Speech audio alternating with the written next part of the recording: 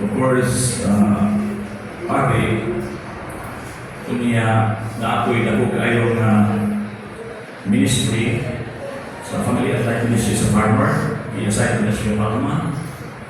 And then, nanatay soon to be swine families there. Ako ihapon ang direktor ni anak until 1992, until 92 years old, and then next year, I will be assigned, I will be given a parish next year. So, ako i-declare na ninyo ang akong intensyon to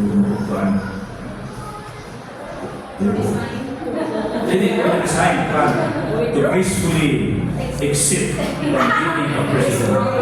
Parang honorary. Kaya, of course, pare ko, no? Na ay spiritual yun, may mga tao, so ito focus na.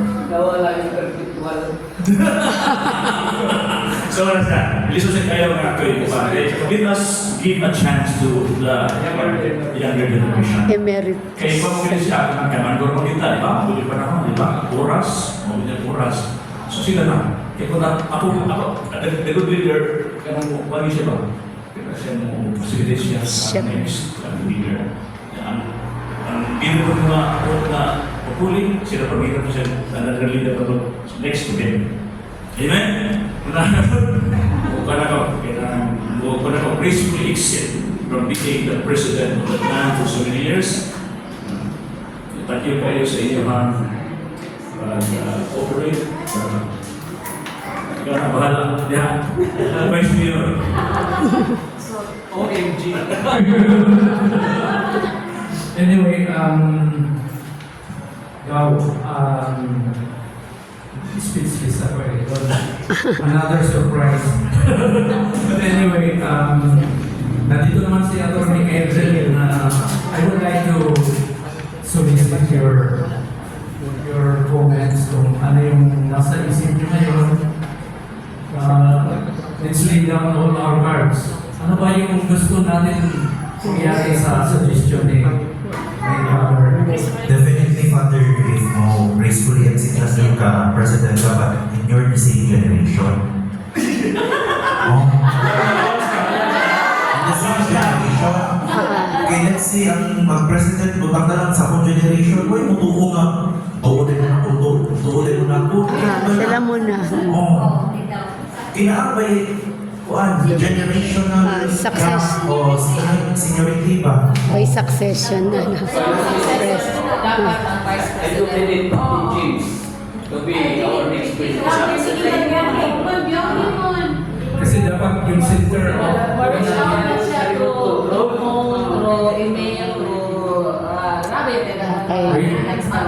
Pero na po yung other suggestions. Pwede na Google Meet. Yung pwede maghihapon, Father, ikaw on paper.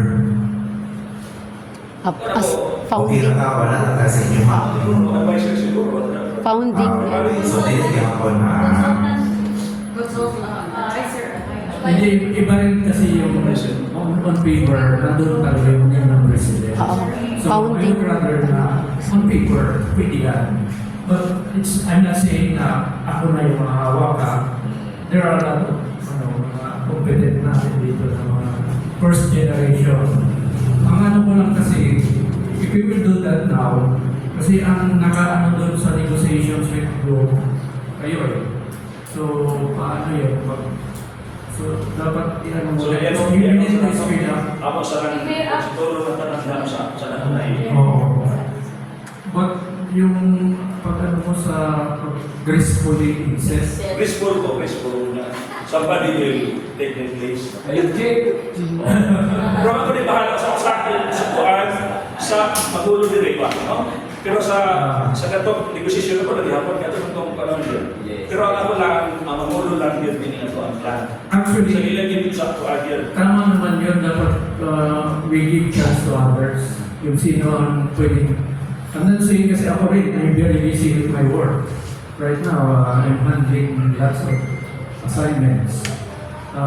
Kaya medyo nangangayalan na ako because of that. Kaya pag binigyan niyo pa ako ng additional load, baka sipa ko lang. Anyway, pero thank you. you for your trust and confidence. Sino ba ang mataba sa club? Baka yung tingin natin. Charlie. Bigyan natin ng stress. Then we sit in there as the DRR in charge.